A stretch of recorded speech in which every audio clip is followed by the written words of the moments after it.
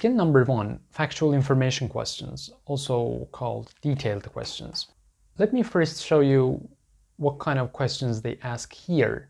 For example, they pinpoint a particular part in the passage and then they ask you a question specific to that section.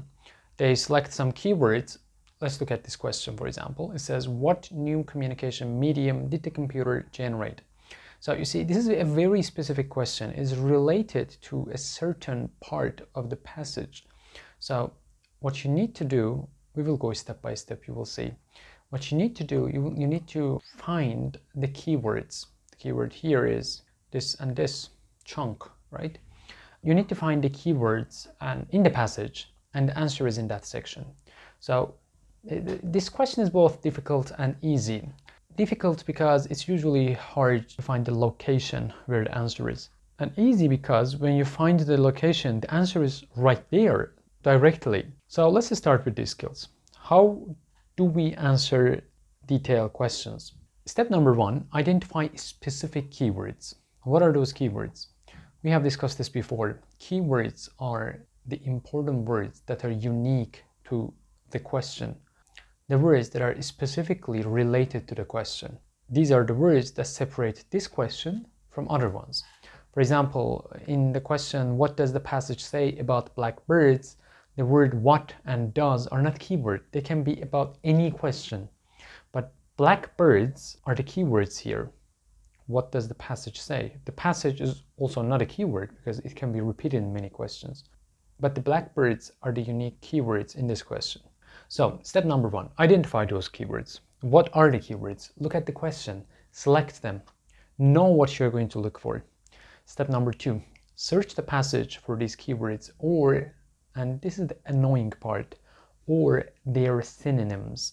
Do not just look for the words that you have selected. Sometimes in the passage, their synonyms are used. Step number 3, finding a sentence in which the keyword is used. Read that sentence and the sentence before and after it. Now here is the interesting part. In 60% of the cases, the answer is in that central question, in the question in which you have found those keywords. If the answer is there, fine, beautiful, that's your answer, congratulations. If not, you're going to go one sentence before and one sentence after the original sentence. In 30% of the cases, the answer is there. If not, you're going to go 2 sentences backwards and 2 sentences forward. And 10% of the time, the correct answer is here. Here is the tricky part. If there is a choice, A, B, C, D, that comes from beyond this domain, it is wrong. We have a domain in factual information questions. The original sentence in which you have found the keywords, 2 sentences before, 2 sentences after. More than that is not our answer. Forget it. Step number 4, select the answer that is a restatement or paraphrase of the relevant sentence. All right, let's see some examples. This is the passage in which questions 1 and 2 are to be answered. Number 1, according to the passage, how has the technology of information age changed our daily communication? Step number 1 is to find the keywords. What are the keywords? According to the passage? No. How has the? Well, no, those can be in any questions. The keywords are this, technology of information age, and daily communication. So I'm going to be searching the passage for these keywords, the technology of information age and daily communication. So let's take a look at it together. All right, I see a new period in communication technology. And in a new period, there's always a change, hence the new period. The information age, I found it. Now, so I'm going to be looking at this sentence. The advent of television and computing in the 12th century marked a new period in communication technology, the information age. Does it answer the question? No, because the question says, how has that change occurred? This sentence is just saying, well, that change occurred. Fine. How? That is not stated. So what do? I go 1 sentence backwards, 1 sentence forward. Let's start from the sentence that comes after this original sentence.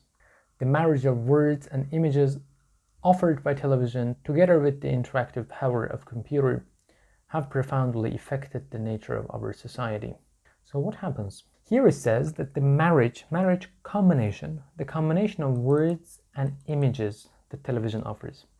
So how does this change occur? Through the combination of words and images. I think we have found the answer. We go to the answer choices. A, it helps us learn language more easily. Well, the passage doesn't say this. It's not how, it's the result. We are looking for the how.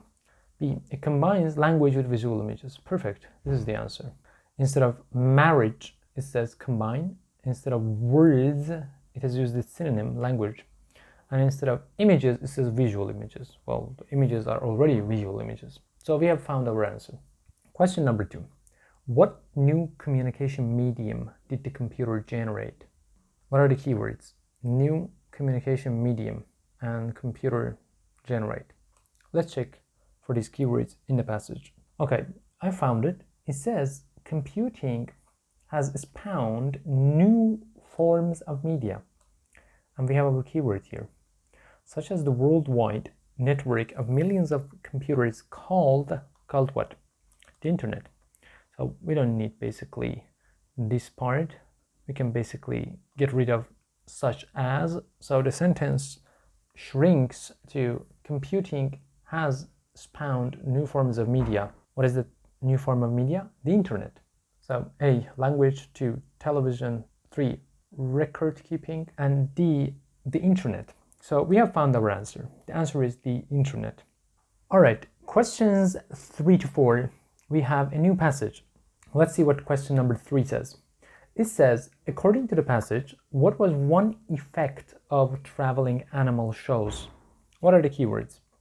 Well, effect and traveling animal shows, correct?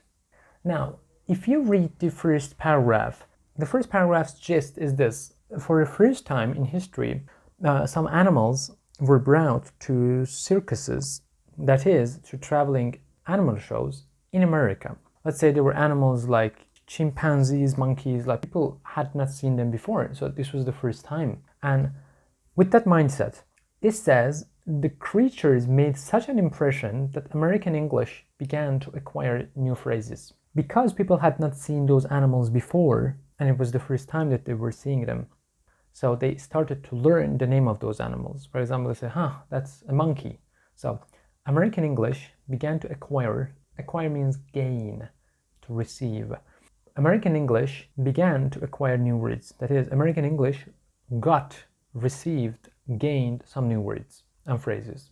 Now, A, new law regulated the importation of exotic animals. Well, this has nothing to do with the traveling animal shows. B, there was an increase in popular forms of entertainment. Well, the passage doesn't say that. The passage is specifically talking about circuses, not about other forms of entertainment. C, people worked to improve the living conditions of animals. Well, that's not the point in this paragraph at all, and it has nothing to do with traveling animal shows. D, American English acquired many new words and phrases. And here's our answer. We got it from the last sentence of paragraph number 1. Question number 4. What point does the author make in paragraph 2? Look, in the second paragraph in which we are looking for the author's point, this is going to be a little bit of a difficult question. You see these highlighted parts? These are expressions. People started to see lots of monkeys in circuses. And what happened? When they saw these new animals, they were interested in them. And their interest was in a level that they started to use the creature's name in expressions because they liked them. If they didn't like them, why would they use them? For example, it says to monkey around. This is an expression. And monkey business, another expression. To make a monkey out of someone, another expression. So what is happening here? What is happening is that people liked the animal, so they started making sentences, words, expressions with the name of that animal. So with this mindset, let's go to the question. A, monkeys were the most popular animals in the circuses and zoos. Wrong, because the passage does not say they were the most popular. They were popular, but not the most popular one. That is not based on the passage. B, several expressions reflect an interest in monkeys and apes. Well, this could be the answer, because we understood that. We said, because people liked the monkeys, they started to use their names as an expression. C, there are many similarities between monkeys and humans. And D, Many words to describe large men are considered vulgar. Vulgar means rude. So let's see whether there are these answers in the passage. The last part of the sentence says, a large or uncouth man was called a big ape by 1831. And gorilla was used to mean a hairy, tough man by 1860s and a thug by 1926. So yeah, the passage is saying that, look, people were using the names of gorillas, monkeys, apes to refer to men, and yes, there were similarities, but is that the point of the paragraph? Is the aim of the paragraph to say, look, there are similarities between monkeys and humans? No, it's just an example. An example to do what? An example to show that people were interested in those animals. That's why they were using their names in expressions. So C and D are not answers. Point is not similarities. And the point is not the last particular part of the passage. Large, uncouth men are considered vulgar. Yes, they are. But is that the point of the paragraph? No. Look, the question says, what point does the author make in paragraph 2? So the answer is B. Question number 5. How are the three tissue systems of a plant similar to each other? So, three tissue systems of plants, of course, and similar. These could be our keywords. So let's see where we can find the answer. Well, it's in the first sentence. Three tissue systems, dermal, vascular, and ground tissue. Is the answer here? No, in this sentence, the author is not giving us information how they are similar. So we move forward. We go to the next sentence, which is here. It says, each tissue system is continuous throughout the plant's body. Now, here is a similarity. They are all continuous throughout the plant's body. That means all these tissues are in all parts of the plant's body, throughout the plant's body. So let's go to the choices. A, they all continue throughout the plant's body. Well, voila, we found the answer. It's in A. You don't have to check for the other ones. 6, which type of tissue does a plant's body mainly consist of? We said that all these tissues go throughout the plant's body, but which one does a plant's body mainly consist of? Let's find out. So what are the keywords? Tissue, plant's body, mainly. So here is the answer. It says the third system. First, let me show the keyword. It says the bulk of a plant. Bulk means the main part, the majority, the big chunk. So you see, instead of mainly, the main part of the plant, it says bulk of a plant. It means the main part of a plant. So a synonym is used. So here is the sentence. Let's see whether it answers the question. The third system, that is, or i.e., the ground tissue, makes up the bulk of a plant, filling all of these spaces between the dermal vascular tissue systems. So here is our answer. Yeah, it gives us the answer here. It says the third system. What is the third system? The ground tissue. So the answer is the ground tissue. So the ground tissue is D. Here we go. We have the answer. Now, fellows, we did 6 questions together. Now it's your turn to do 10 more questions on your own. The questions are in Delta's book, pages 20 to 29. Well, we already did some questions from page 20. You will do the rest. 10 questions would be perfect. This is the end of this video. You have everything you need to be able to answer factual questions or detailed questions. Now, all you need to do now is to do some practice and then do more practice and get fluent in finding the answers in these questions. Congratulations on learning the skills required to answer this question.